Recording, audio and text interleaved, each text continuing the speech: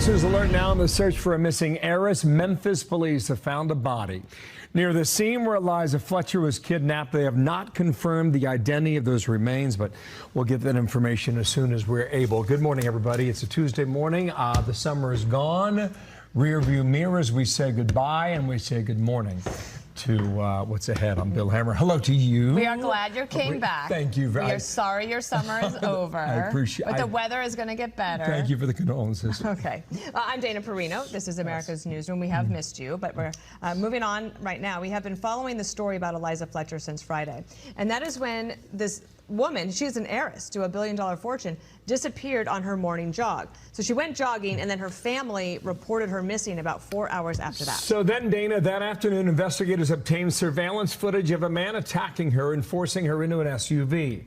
They arrested a suspect a day later, and this is not his first run-in with police. His name is Cleotha Abston. He previously served a 20-year prison sentence for kidnapping. He is scheduled to appear in court just 1 hour from now. Charles Watson is reporting live from Memphis. Hi, Charles. Good morning.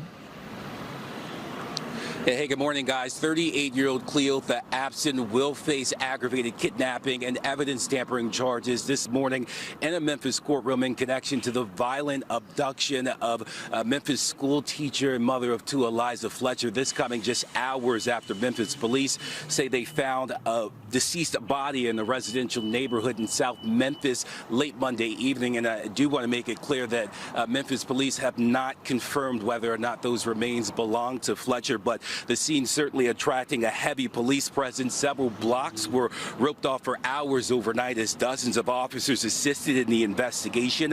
The body was found about a mile away from the apartment complex where Abston was allegedly seen cleaning the floors of a GMC Terrain, the same black SUV police say Fletcher was forced into on security footage as a man aggressively rushed her during an early morning jog on the University of Memphis campus last Friday. We spoke to a criminal defense attorney who tells us whether or not investigators find Fletcher, prosecutors have an overwhelmingly strong case against the 38-year-old suspect.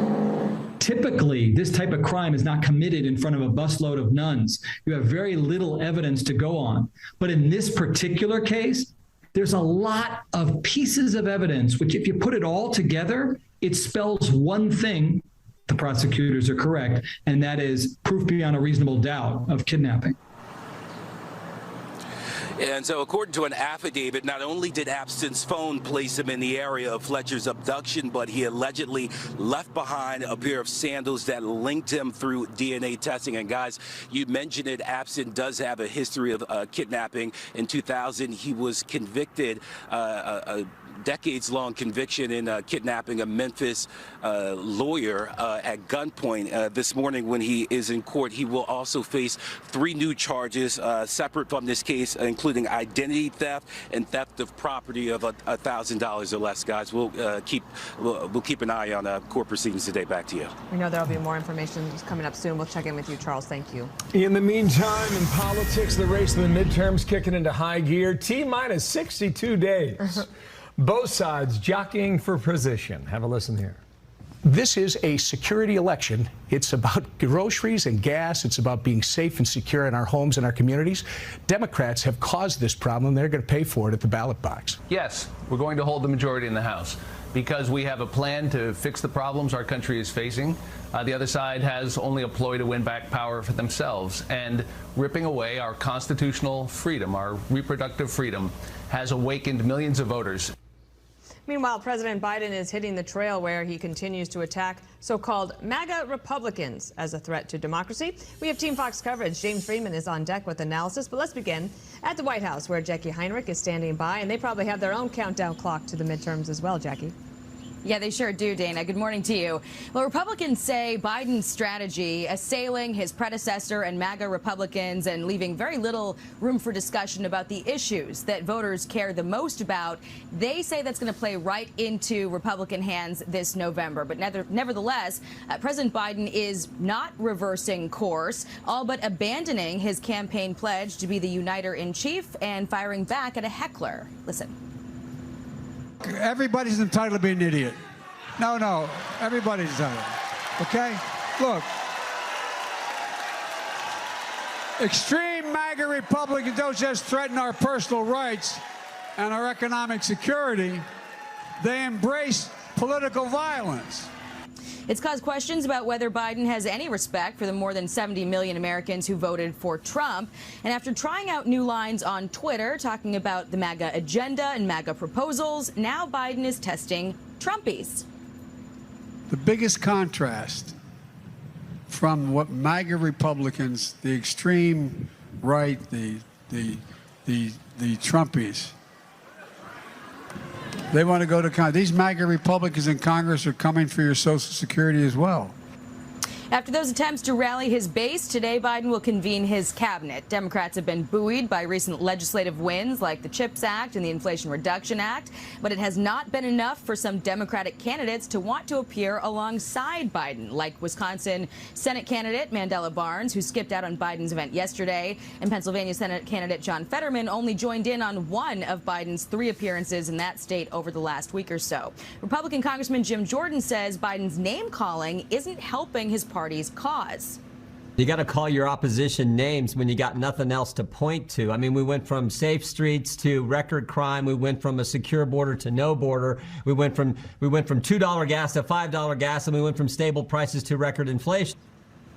So we'll see the president around 1:15 this afternoon for his cabinet meeting. Unclear, though, if he's going to take any questions. Dana and Bill. Jackie, thank you for kicking us off today. Appreciate it. James Freeman, assistant editor, Wall Street Journal editorial page. Hello to you. Hello. You get the high honor of characterizing the midterm elections. All right, 2 months from the actual vote day. Yeah, where do we stand? I would say history says it's a rough year for the president and his party. Obviously, he's not on the ballot, but you look at recent midterm elections, not just rough for the party in power, but especially when you have a president as unpopular as he is. Now, it's sort of like gas prices, sort of like consumer sentiment. We've talked about how his polling is not as bad as it was, but still awful. The Quinnipiac poll did a generic ballot question, right? This is where you ask if you were voting today, do you want Republicans to control or Democrats? Republicans had a pretty hefty lead beforehand. The Quinnipiac poll now says 47 to 43 Democrats in the lead there. But the other thing I think is very interesting right now, and why covering this race starting today through Election Day is going to be very interesting. A New York Times piece this weekend said, women are so fired up to vote, I've never seen anything like it. And if you take all the things that you just mentioned, the president's poll numbers, inflation, gas prices, all that, and you add the Roe v. Wade decision that has more women registering than they've seen in the past, this is actually fairly unpredictable at this moment.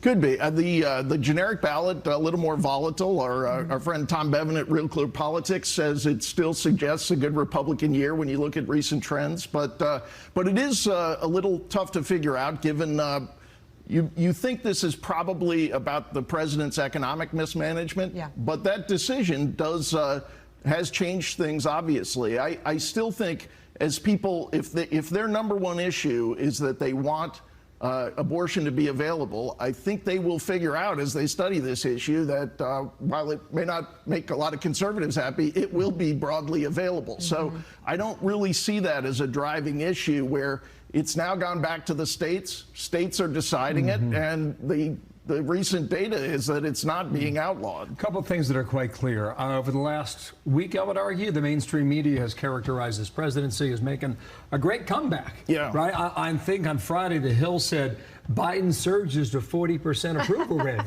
Surges was the word they used. Here are the Democrats who are not campaigning with Joe Biden. And if you look at this list, James, these are all in swing districts. They're going to be very tough elections. Colorado, Arizona, Ohio, Nevada, and on down the list it runs. Come back to what Biden's message has been on Labor Day. He's campaigning not on the issues. He's campaigning against what he called the Trumpies. Yeah, and we've talked about this. There's this strange phenomenon where he makes a speech and then his staff goes out and says, no, he didn't really mean that. This week we had a new wrinkle where he makes the speech and then he went out Saturday and said, no, I didn't really mean that. The MAGA Republicans aren't a big threat to the country. And then he comes back Monday and he's back on the Thursday message after repudiating it on Saturday. It's very partisan. It's very nasty. That's why the broadcast networks Didn't take it. surprisingly decided not to run it. Can They we just said show this you is this just a one partisan screen. short exchange between Peter Doocy and Joe Biden where he asked him about that? Watch here. Mr. President, do you consider all Trump supporters to be a threat to the country? You keep trying to make that case. I don't consider any Trump supporter a threat to the country. What's interesting is that, so he could say that, but when he was going through all of his accomplishments during that speech, he didn't talk about the Republicans who helped him get a few of those, right? He didn't talk about them. He doesn't he's not separating them out in formal remarks, but then chastising a reporter for asking the question. Yeah, this game where Jackie, I think, said he was trying out lines where he's sort of trying different ways to describe people he wants everybody to hate. And it's the ultra make America great again, or maybe it's the Trumpy, or maybe it's the extreme. Like, why not just focus on what he said he was going to do? Unite the country. By the way, he's running the government.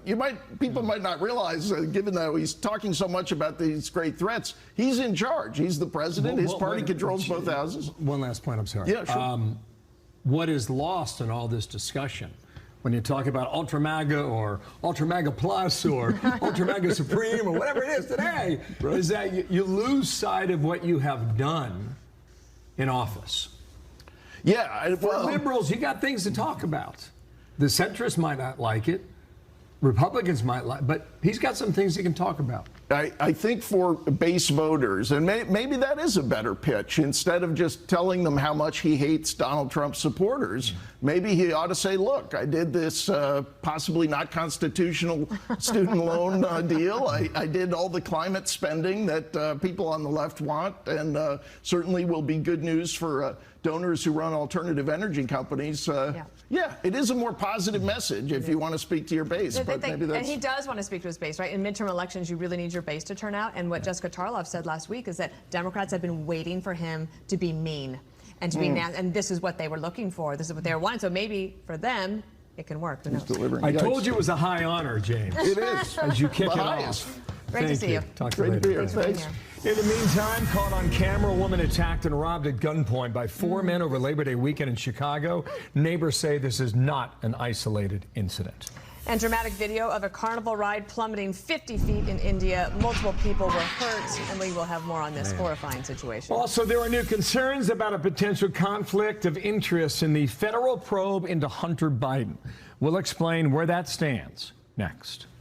Second in the criminal division in DOJ, that was a law partner of Hunter's, and we're trying to find out whether he's recused himself from any investigations. 2 people killed and multiple buildings destroyed after a wildfire broke out in Southern California and then quickly spread to more than 2,000 acres. Thousands of homes in and around the city of Hemet were evacuated. The brush fire there is one of at least 14 burning across the state as the region faces a brutal heat wave. The sun about to come up there. Meanwhile, top Republican House Oversight Committee accusing Treasury Department of running cover for the Biden family. It comes after his request to look into reports involving first son Hunter Biden were rejected. Mark Meredith's on that story in Washington, D.C. Mark, good morning. Hey, Bill, good morning. Good to see you. For months, Republican Congressman James Comer has been calling on the Treasury Department to turn over what are known as suspicious activity reports tied to the president's son, Hunter, as well as other Biden family members. But the department is telling Comer he's not going to be getting those reports, at least for now. Comer and House Republicans say they want these documents for a national security investigation as they look into whether the president ever benefited financially from his son's foreign business dealings.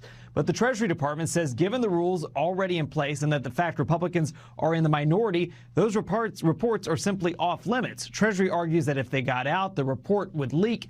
In a letter to Comer, the Treasury Department says it is critical that the executive branch continue to receive this information and keep it confidential. Unauthorized use or disclosure of confidential information, whether intentional or inadvertent, can also undermine potential or ongoing investigations or proceedings. Comer is firing right back. They were created for Congress to have access to them, to be able to track any type of foreign transactions that would lead to terrorist activity. So this is another cover-up in the Biden administration to block Republican oversight and Republican investigations of Hunter Biden's shady business dealings. Now, if Republicans end up with congressional majorities, they are expected to launch sweeping investigations into the Biden family's business dealings. And those same lawmakers are also expected to demand more information from social media companies like Facebook about how it handled stories and posts involving Hunter Biden prior to the 2020 election. House Republicans are now even calling on Facebook to preserve communications it may have had with the Justice Department with the campaigns back in 2020. Bill, it's clear if Republicans gain subpoena power, they are going to be on top of this in the new year. Well, Mark, thanks. Mark Meredith in D.C. Well, new concerns about potential conflicts of interest in the federal investigation into Hunter Biden's business dealings. We're now learning a top official at the Justice Department was a law partner with Hunter's attorney. John Levine is a New York Post reporter. It's like there's one, you pull on one thread and you find something else. What's this about?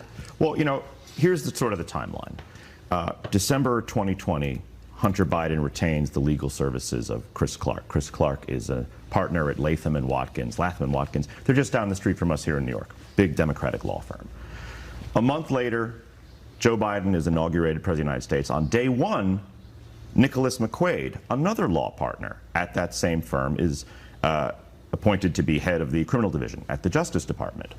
Okay, so that gives him potentially very, very sweeping authority or powers over any potential Hunter investigation. We don't totally know. And this is a very big law firm. There's a lot of partners. Maybe they, didn't know each other. For example, Liz Cheney's husband also is a partner at this law firm.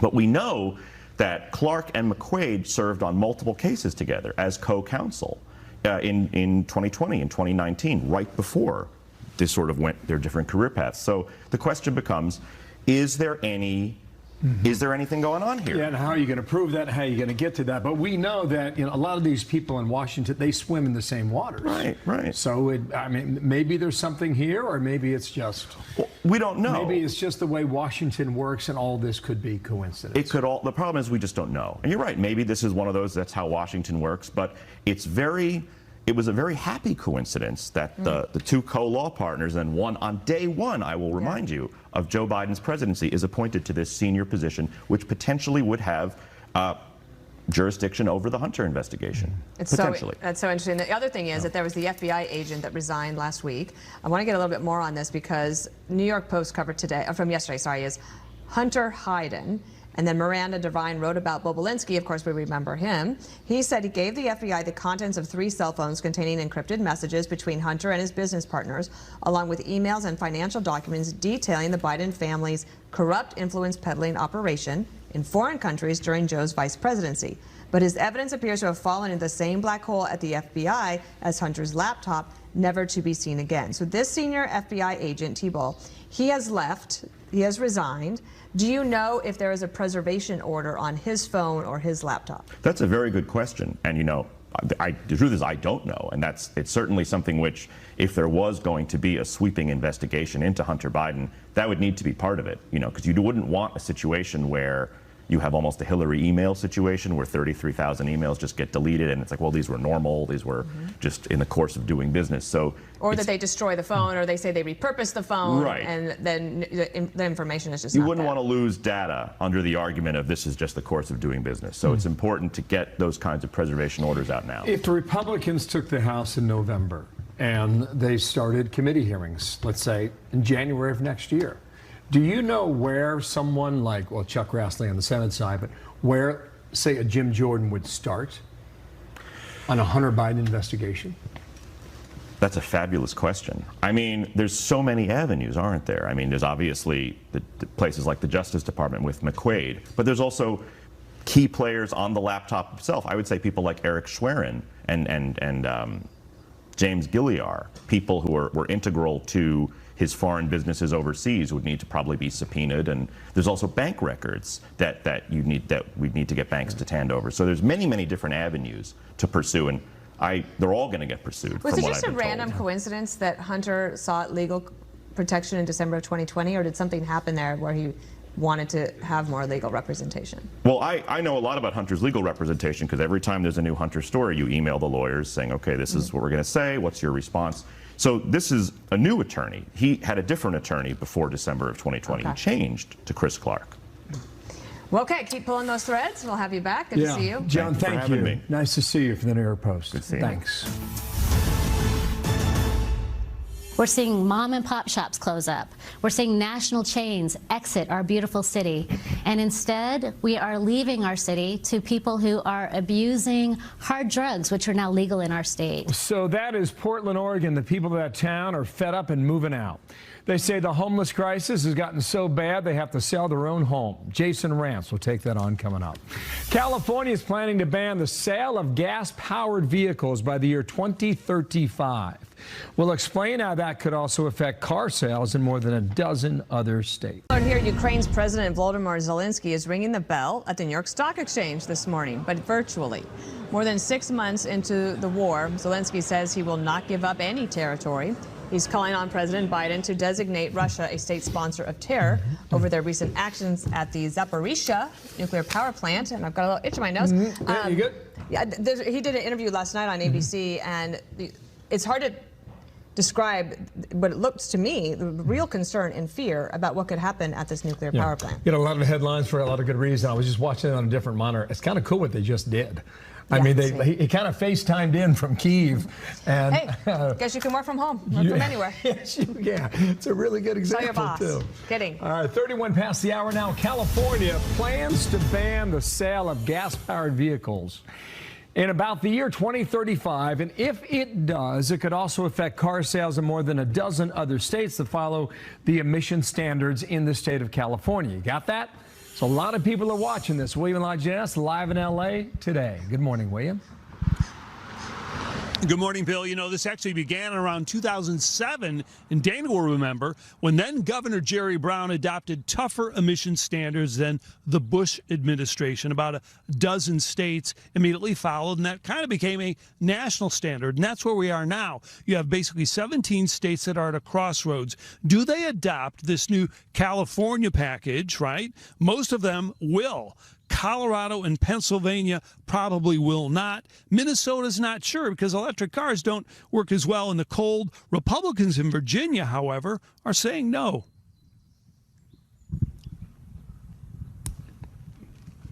And so we find ourselves today with this ludicrous law that Virginia has to follow California's laws. The law itself is ludicrous. In Virginia last year, 2% of all cars sold were electric vehicles. And to say that in 2026 we're going to have 35%, we're going to phase them out totally by 2035 is just ridiculous. So right now nationally, about 6% of cars are electric. In California, it's closer to 12%. That goes to 35% in 4 years, 68% by 2030, right? So the concerns, price, electrics are about 50% more expensive. You also need a charging station and an electrician to install it. Most electric car owners have 2 cars, so a 6-hour drive to Phoenix or San Francisco doesn't take twice as long because you can't find somewhere to find a charging station, not to mention just having electricity. Try not to use too much electricity in those key hours, and the key hours are between 4 p.m. and 9 p.m. In the evening. The power grid is already taxed, and then you're going to put greater demand, significantly greater demand on it by having all electric cars. You know, I don't see that as a recipe for success personally, at least not in that time span. So, Bill, part of the problem we're having right now with this heat wave, right, it actually, in the electrical problem, stems back to 2003 when California put in a renewable portfolio standard that utilities get 50% of their power from renewables. And, of course, that's not working out real well. I guess the point is, Bill, you know, you look at something and say it's 2035, not a big deal. Actually, these things do come back to haunt you. 2003, 2017, that's the way it works. We'll see how it goes. William, thanks. Big question. A lot of people watching. Thanks. Meanwhile, in Seattle, the city is on track to record its deadliest year in recent history. In August alone, police there report 11 homicides, and that is the most in a single month since at least 2008. Let's bring in Jason Rance, Seattle KTTH radio talk show host and a good friend of the show. Thank you for being here. So this is not good news, right? So we've got all these homicides. Call for, let's see, the climb. I want to just show you from 2021, a total of 42, and we're just at the beginning of September, and you've got 27 there in Seattle. Are you hearing people start to get a little panicked about this? They are, especially because that 27 number is old. The SPD doesn't update its dashboard for months. We're actually at 44 homicides. So we've already done more than what we did last year. We're on pace, as you point out, to hit a historic number, a 25-year high potentially at the end of this year.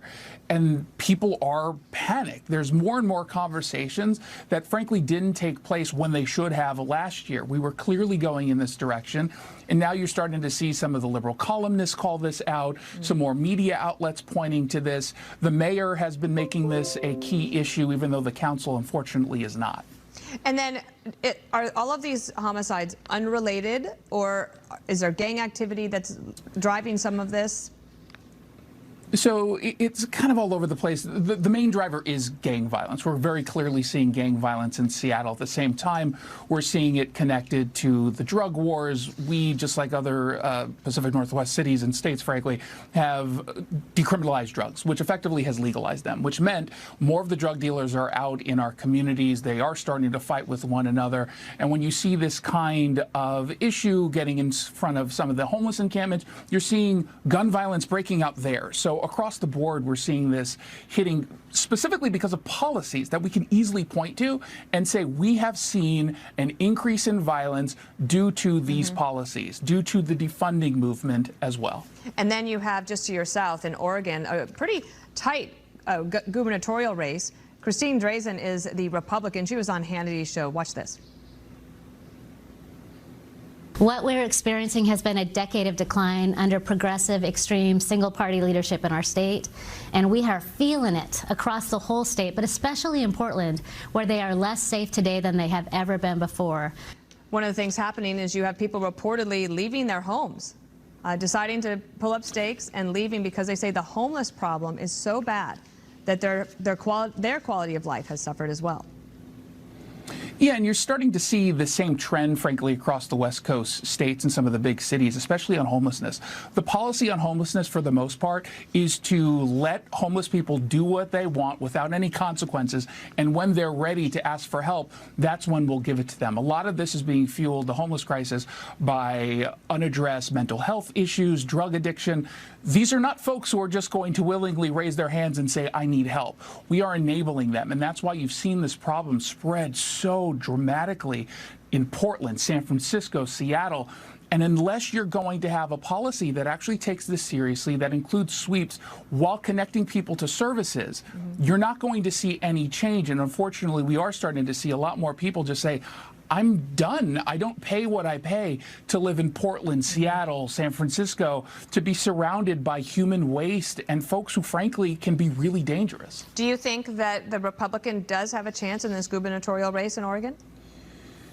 They have a chance. I don't know if it's going to be easy. The same here in Washington. We've got some conservatives who have stepped up. Tiffany Smiley on the Senate side, where a lot of people are paying attention to. The unfortunate reality is we still live in a region that is deeply blue. And there are a lot of people who still have blinders on. They don't want to acknowledge the problems that they have caused by embracing some of these policies. So it is going to take a lot for them to decide to vote for a Republican. That's the unfortunate reality here. However, if there was ever a time where you're going to start to see that kind of shift, it would be now. Well, it's a beautiful part of the world, especially this time of year. Jason Rance, thank you. Yeah. From Seattle to Chicago. President Reagan said, freedom is never more than one generation away from extinction. It must be fought for, and it must be protected. This is the fight that we are in right now, and it is a fight that only my father can win.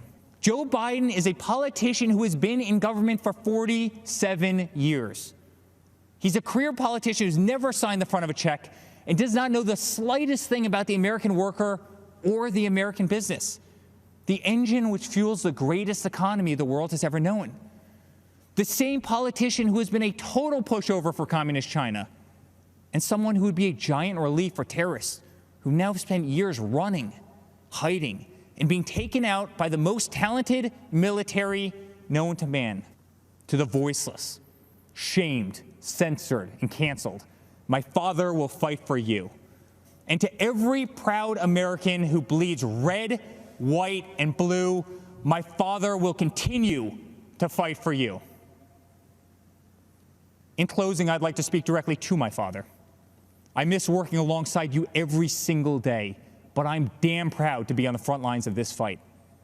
I'm proud of what you're doing for this country. I'm proud to show my children what their grandfather's fighting for. I'm proud to watch you give them hell. Never stop. Continue to be unapologetic. Keep fighting for what is right. You are making America strong again. You are making America safe again. You are making America proud again. And yes, together with a forgotten man and woman who are finally forgotten no more, you are making America great again.